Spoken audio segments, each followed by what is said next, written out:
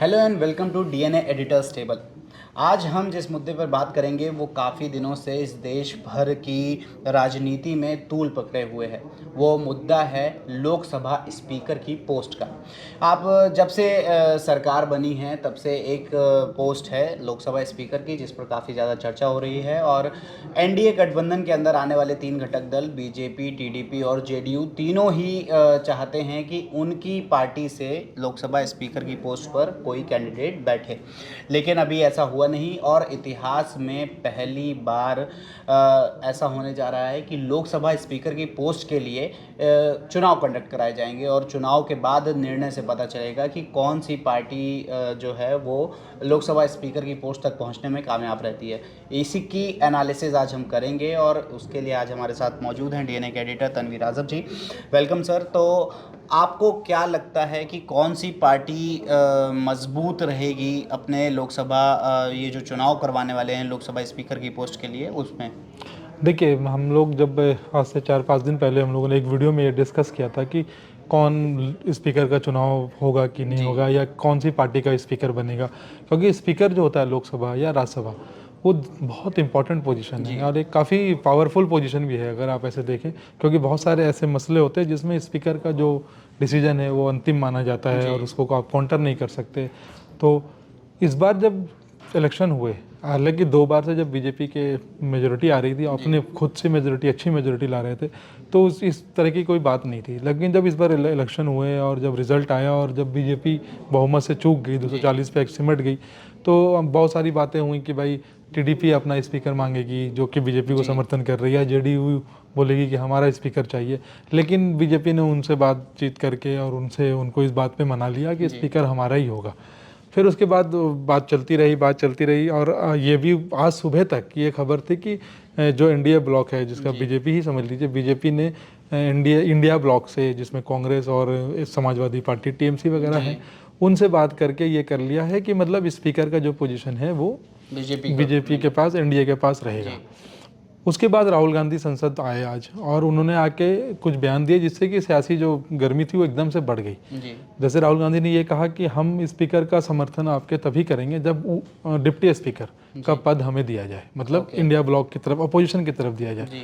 उन्होंने कहा कि इस बाबत बात भी हुई थी, राजनाथ सिंह ने शायद मल्लिकार्जुन खड़गे को, जैसा राहुल गांधी ने कहा, कि कॉल किया था, उस पर डिस्कशन हुआ था, फिर ये हुआ था कि कॉल बैक करेंगे और वो कॉल बैक आया नहीं। कॉल बैक आया नहीं तो मतलब उनका ये कहना है कि कांग्रेस का ये कहना है कि मतलब ढंग से ये नहीं हो रही है और ये मतलब चलाना नहीं चाहते चीज़ों को बातचीत करके, डायलॉग के थ्रू।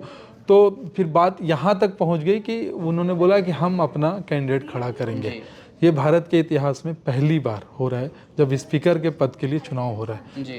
तो इधर से एनडीए के जो पहले जो ओम बिरला थे, बीजेपी के जो कोटा के सांसद हैं, उन्होंने भरा है पर्चा, और इंडिया ब्लॉक की तरफ से के सुरेश ने, जो कांग्रेस के सांसद हैं, 8 बार के सांसद हैं, उन्होंने भरा है पर्चा। चुनाव कल होंगे, कल 11 बजे लोकसभा जो नया संसद है उसी के हॉल में कल चुनाव होगा। इसमें कोई दो राय नहीं है कि ये सिर्फ एक पोस्चरिंग है इंडिया ब्लॉक की तरफ से, क्योंकि जो नंबर है वो तो एनडीए के साथ है। एनडीए के पास 293 एमपीज़ हैं, जो कि बहुमत से भी ज़्यादा है, 272 का बहुमत है। लेकिन इस तरीके से मतलब एक कॉन्टेस्ट करके इंडिया ब्लॉक ये जताना चाहता है और ये बताना चाहता है कि अब स्थिति पिछले 10 सालों जैसी नहीं है कि आप मतलब हर चीज़ आप आसानी से कर लेंगे। वो मतलब चीज़ों को, हर चीज़ में एक डेमोक्रेसी, संविधान को लाना चाहते हैं। और उस देखिए, अगर आप ये देखेंगे शुरू से ही, इवन प्रोटेम स्पीकर का जब भर्तृहरि मेहताब को जब चुना गया, उस चुनाव से भी इंडिया ब्लॉक को, खास के कांग्रेस को प्रॉब्लम थी कि आपने हमारे कैंडिडेट को प्रोटेम स्पीकर नहीं बनाया और आपने कैंडिडेट को बनाया। हालांकि बाद में बीजेपी ने उसके लॉजिक दिए जो कि सही थे, वजह सही थे। फिर उसके बाद कल जयराम रमेश ने बोला कि आपके पास भी ऐसे सीनियर एमपी थे कर्नाटका के, लेकिन आपने उनको नहीं बनाया, क्या वो दलित थे इसलिए उनको नहीं बनाया।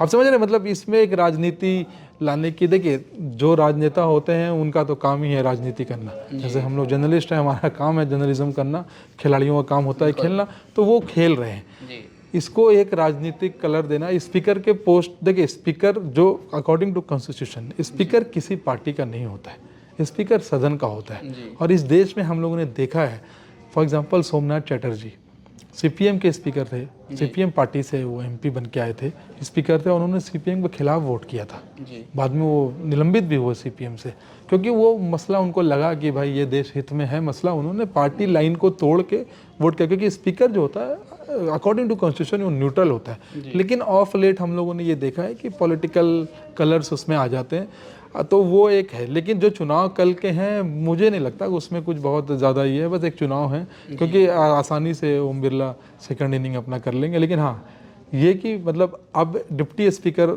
का जो बात है, तो पिछला जो संसद था हमारा 19 से लेकर 24 तक का, उसमें डिप्टी स्पीकर कोई नहीं था।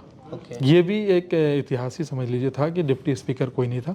इवन 2014 से लेकर 2019 तक में थम्बी दुरई जो डीएमके के सांसद हैं वो थे डिप्टी स्पीकर, और एनडीए बीजेपी ने खुद ही ये ऑफर किया था कि डिप्टी स्पीकर आप ले लीजिए।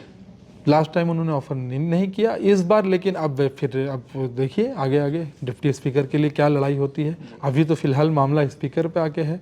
हाँ, लेकिन जो हम लोगों ने प्रेडिक्ट किया था, आपने भी ये बोला था कि इस बार कुछ अलग हो सकता है, वो अलग हो रहा है। और इसी ये मतलब डीएनए की यही खूबसूरती है कि हम लोग थोड़ा आगे तक देख लेते हैं कि भाई ऐसा एक मतलब हवा का रुख समझ लेते हैं। जी, तो जैसा कि हमने जाना कि इस बार की जो स्पीकर पोस्ट के लिए जो चुनाव होने वाले हैं उसमें बीजेपी को एक प्लस पॉइंट मिल सकता है, लेकिन आपको क्या लगता है कौन सी पार्टी का कैंडिडेट जो है वो स्पीकर की पोस्ट पे बैठना चाहिए? आप हमें कमेंट सेक्शन में ज़रूर बताएं और जुड़े रहें डीएनए के साथ।